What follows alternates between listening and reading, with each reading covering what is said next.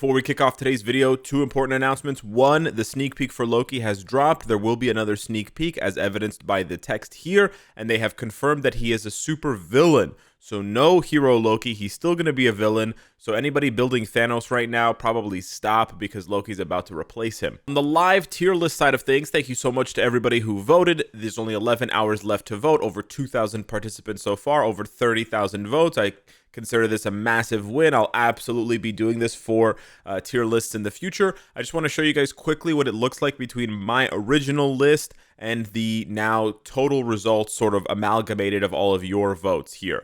So mostly the S tier looks the same. The A tier does look a little bit different, but almost the same. The B tier looks the most different, where you don't see War Tiger or Drax, and instead they're replaced by Hulkbuster and Medusa.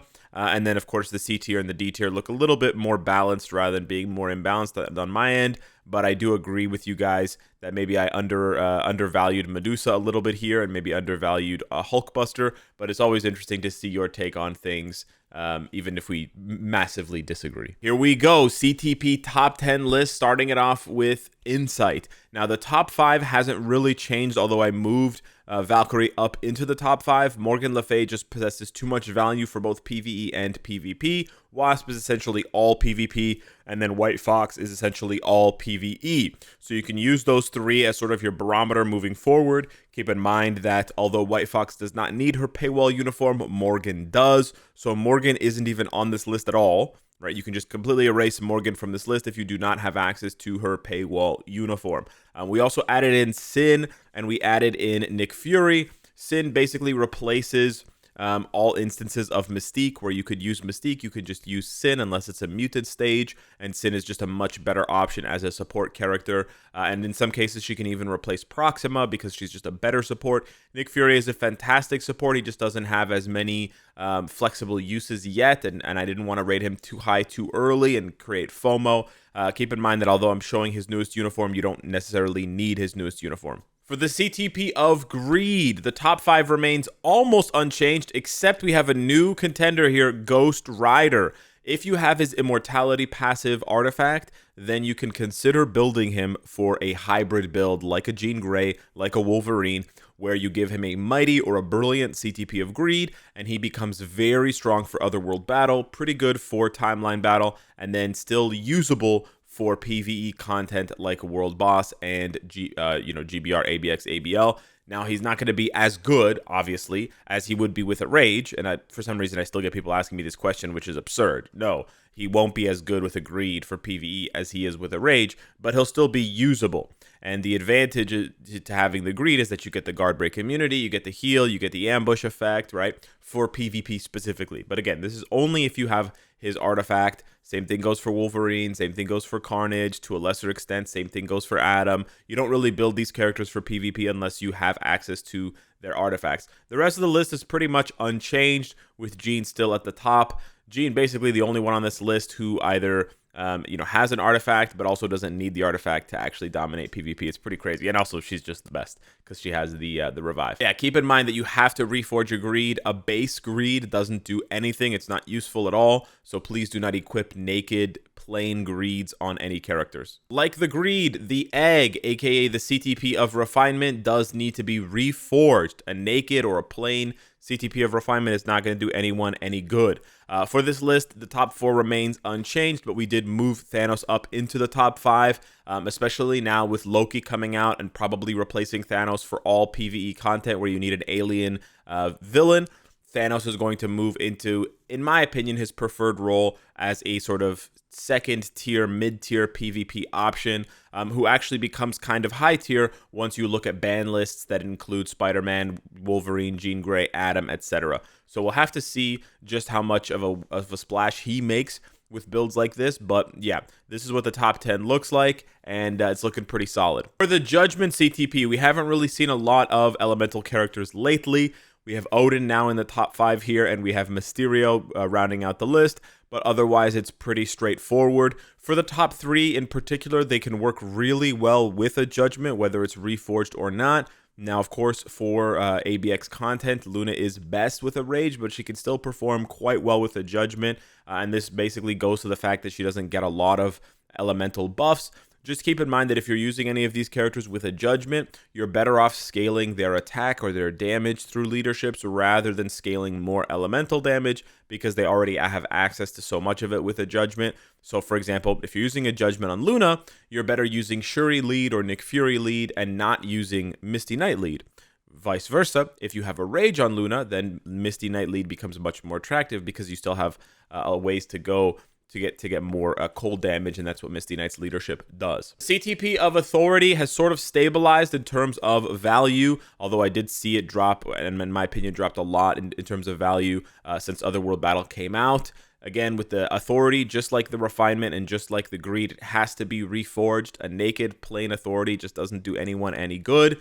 This list here does include a couple of new faces. I don't know if Spider-Gwen is on the last list, but I think she deserves to be on this list. Even without a uniform, I think Spider-Gwen's a decent option for something like Otherworld Battle. She has large AoE. She has access to iframe ignore, and her artifact gives her even more. She has good guaranteed dodge. And then again, if you have all of the base metas banned, Spider-Man, Wolverine, Atom, Jean, then you give some of those lesser tiered metas a chance to shine. Spectrum is pretty good. From what I've seen, from reports I've seen, I haven't been able to test her myself, but she is good. That's why she's there, but she's near the bottom. And then Man-Thing with all that HP, like Gilgamesh, you can stack a bunch of damage reduction, and then he can be very, very hard to kill. Destruction CTP, like the Authority, like the Refinement, and like the Greed, it has to be reforged. Again, I see this question all the time, and it boggles my mind. You cannot, like, equipping a regular CTP of Destruction is just a waste of a CTP. Please don't do this. Please only equip reforged CTPs of Destruction. This list is almost identical to the old list. I added in Dr. Voodoo because he is proc friendly and he has a lot of opportunity and time at the end of his rotation to just charge up the next Destruction proc. So if you really want to climb with someone like Dr. Voodoo, I think it's a good option there. I don't think he's necessarily better overall than Sunbird and Shadow Shell. It's just that they've been on this list for a damn long time. And then for Captain Marvel, Destruction is basically your only option realistically if you want to use her as a hybrid build. But if you've seen Commander's video, she doesn't really work as a hybrid build. Like, she doesn't have enough tanking, she doesn't have enough other tools in her kit. So I don't recommend a Destruction for Captain Marvel. But yeah, that is the build for her if you really want to use her in PvP, because otherwise she has no access to penetration. For the CTP of Energy, I decided to get a little bit different here. The top 5 is more or less the same, but we reshuffled them in terms of their overall value. You know, Atom at this point has a much larger impact on the meta than Moon Knight, etc., etc. However, I did add in Omega Red, although I know there are better, there's tier 4 characters, whatever, level 80s. But Omega Red is very strong for free-to-play and new players. So if you have a CTP of Energy and you're still building out your roster and you need a villain to just shred content, it's not a bad option. And then Miss Marvel being here essentially is because she got a new uniform. They made her more proc-friendly. There's no way she's going to compete, right, in PvP or PvE with level 80s and tier 4s. It's just not possible, but you can still make her as a sort of proc-friendly level 70 female speed hero, especially if you only have one other character and you're using them for ABL and ABX. They've got a rage or whatever. You can then shift her to a more World Boss Legend focused build, and that's sort of the logic there. But you could swap out Kamala with almost anyone else that fits that bill as a tier 3 or transcended, who can sort of play second fiddle to the tier 4s. CTP of Regeneration, like the Authority, like the Greed, like the Destruction, like the Refinement, has to be reforged. A plain naked Regeneration CTP is not useful. The list here remains almost identical, so I'm not going to spend too much time here. I think you can flip-flop Spider-Man and Hulk between second and first. That's fine. Dr. Doom is there. I added Man-Thing because he just stacks so much HP. But there is a little bit of value here, and we talked about this before. If you have multiple CTPs of Regeneration, especially Brilliance, and you have them rolled to the 90% penetration chance, there is some value there in using multiple of those characters in Otherworld Battle. So if you see a situation where certain characters basically are never banned, never punished, you can use them, and you can have some pretty resounding success with that 90% penetration, because it's a little AoE around your character, so it can end up interrupting and guard breaking multiple enemies, and you can have these triggering at different times, and then it creates a very hectic situation for your opponent. But again, it's a very expensive CTP to have. I wouldn't recommend, spending for it. If you just incidentally happen to get one, hey, that's great. But yeah, that kind of is what it is as far as its value in the meta right now. The Rage CTP, basically the most valuable CTP in the game today. We see the largest shift in the meta. Ghost Rider shows up, of course. Cable shows up, of course. And even Doctor Strange shows up. Now, Thanos here being number 10 should probably be replaced with Loki. I just put Thanos there as a placeholder. He kind of appears too much on this list, and I don't really like it for his overall PvP value and sort of meta value. But everyone here is basically a leader in 1 or more days of ABL and ABX, and they're absolutely insane with a Rage, and in some cases they can't really be played with anything else like Magneto, where it's just too frustrating to pilot them otherwise. But yeah, all of these characters very, very strong for ABX and ABL content, and to a lesser extent GBR content, besides maybe Dr. Octopus. And yeah, the CTP of Rage just does way too much work these days to be ignored. Probably the CTPs need another rebalancing because Rage is just way too strong. But yeah, it's really, really good. Just keep in mind there, the last one there under Doctor Strange, Thanos, probably replace that with Loki or one of the other metas. Last but not least, we have the new CTP, the CTP of Conquest. Now this one, like the others that I mentioned that needs to be reforged, needs to be reforged. The base one is okay, it's not bad, but it really shines when you can reforge it. So I highly recommend reforging it and not just equipping a plain CTP of Conquest. Now, although it has value both offensively and defensively because it increases damage and it has these other effects that decreases damage received and heals, primarily this is a PvP CTP. It's not going to compete with Rage. It's not going to compete with energy and stuff like that. So this is a PvP CTP.